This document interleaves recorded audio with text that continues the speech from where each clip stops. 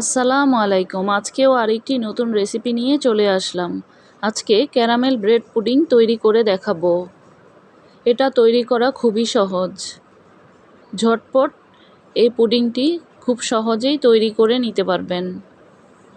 খেতেও ভীষণ মজার হয়। তৈরি করার জন্য আমি প্রথমে 3 পিস পাউরুটির টুকরো নিয়েছি। এবার এই 3 পিস পাউরুটির টুকরোকে ছোট ছোট করে কেটে নেব।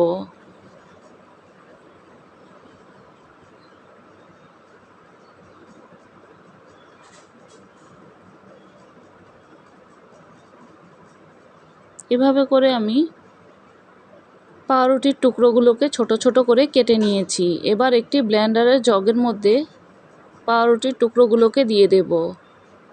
সাথে 4টি ডিম দিয়ে দেব। সামান্য একটু লবণ, আধা কাপ চিনি। চিনির পরিমাণটা আপনারা আপনাদের ইচ্ছা অনুযায়ী নেবেন। 2 কাপ লিকুইড দুধ। দুধটাকে আমি আগেই জাল করে ঠান্ডা করে নিয়েছিলাম।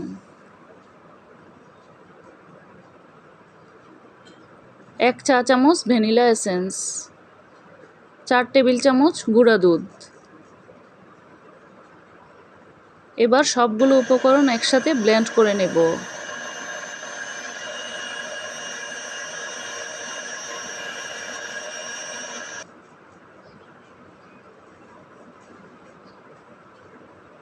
ব্লেন্ড করে নেওয়া হয়ে গেলে যেই পাতিলে আমি পুডিংটা তৈরি করব সেই পাতিলে 2 টেবিল চামচ চিনি দিয়ে ক্যারামেল তৈরি করে নেব।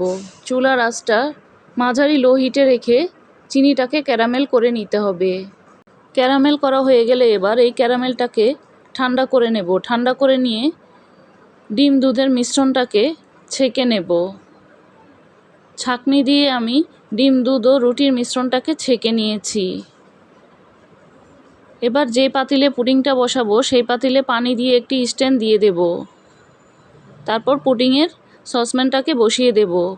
বসিয়ে 30 মিনিটের মতো বেক করে নিয়েছি। 30 মিনিট পর ঢাকনাটা খুলে দেখতেই পাচ্ছেন পুডিংটা হয়ে গেছে। এবার আমি এটাকে নর্মাল ফ্রিজে রেখে 1 ঘন্টার মতো ঠান্ডা করে নিয়েছি।